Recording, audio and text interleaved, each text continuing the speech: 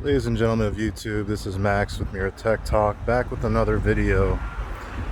So I posted something yesterday kind of showing an issue I've been having with the Galaxy Z Fold 2 5G's main camera sensor. It's having very similar autofocus issues that the S20 Ultra is still having, even after all the updates they did to that unit. And I just kind of want to talk about something. You know, when you have a product like this, I know it's a new technology. At retail of $2,000, even with the student discount, take $150 off, $1,850 and then taxes, you're still looking at a roughly $2,000 device. It needs to nail the basics perfectly. And for me, it's a real shame because, one, the battery life is actually excellent on this, and it's probably because I'm using the front display more than the inner main display, just for regular things, checking texts, scrolling through Twitter, emails, things like that. I'm not opening it for those things. I'm opening it for media and consuming content for longer periods of time. So if I'm watching a Netflix video, YouTube, etc. I'm at a point right now where I don't know if this is hardware or if it's something that can be adjusted via software. But right now, the patch on this device is still on August security. Meanwhile, the S20 series is up to date with September. Now, I don't know why it's lagging behind those other units.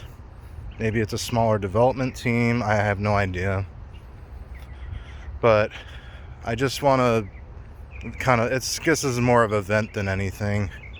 This is second gen of this product, and a lot of it was to refine a lot of the deficiencies in structure with the first one. The first one had a lot of issues when it was initially released. They had to recall it and then re-release it with the fixes to prevent any ingress of dust into the main display.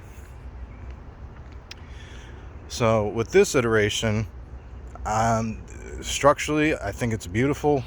It looks sound. I'm not afraid I'm going to break it. Yes, the inner display is still more susceptible than a traditional display, but I'm confident that I can put this in my pocket and walk around with it. I'm not hypersensitive about, oh, should I even take it outside? Yes, it's not water resistant like other flagships, but I've never gotten my phone dunked into water yet. But I guess my point of all this is it's a $2,000 device. The basics aren't perfect. And maybe that's to be expected because it's a newer product, it's a newer technology with folding devices, but I can't give them that pass at this price point. At $2,000, this camera module should have been at parity with the Note 20 Ultra. I'm sorry, it should have been identical. It's already a chunky device. I can't imagine adding the extra camera module on this would have made it that much thicker than it already is, with the periscope inverted lens for zoom. And that's really all I'm going to say about this. It's a lovely phone otherwise, but at this point I'm inclined to exchange it for the Note. I'm sad to say that, but I really am. The functionality and the workflow benefits I'm getting from this don't outweigh the camera deficiencies, because that's one of my top 3 priorities with a phone. Is the camera sufficient? Does the autofocus work? Can it snap quick pictures? I don't want to miss stuff when I go to take a picture, because if there's an object in motion and you can't focus on it, the camera's useless.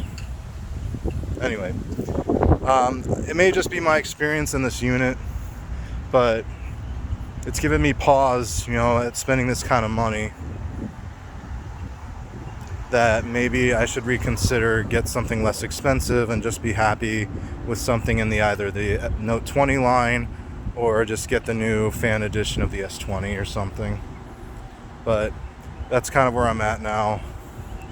And it also makes me feel actually makes me feel dumb for even spending the money in the first place on this, to be honest with you. So this, more than likely, this unit's going to go back and I'll get the Note or the S20 fan edition. Let me know what you think. You can either agree with me that I was dumb for spending the money, that's fine, I'm sure I deserve it, but catch you all in the next video.